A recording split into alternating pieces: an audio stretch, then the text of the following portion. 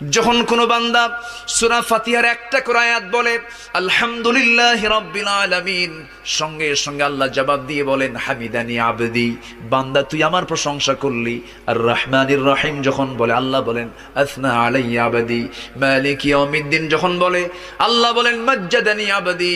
এরপরে যখন বলে ইয়াকা না'বুদু ওয়া ইয়াকা নাস্তাঈন পর্যন্ত যখন বলে আল্লাহ বলেন বান্দারে তুই আমার কাছে কি চাস, প্রাণ খুলে চারে বান্দা।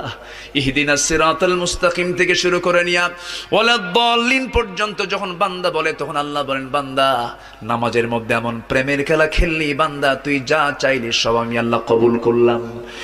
ওই বান্দা যখন রুকুতে যায় আল্লাহ তখন অস্থির হন। ওই বান্দা যখন সিজদায় যাওয়ার জন্য প্রস্তুতি নাই, সমস্ত ফেরেশতাকে ডাক দিয়ে বলেন ও ফেরেশতারা, এই বান্দাগুলো আমাকে দেখলো না, রাসূলকে দেখলো না, কোরআনকে দেখে হাদিসকে বিশ্বাস করে আমাকে খুশি করার জন্য তার সবচেয়ে সম্মানজনক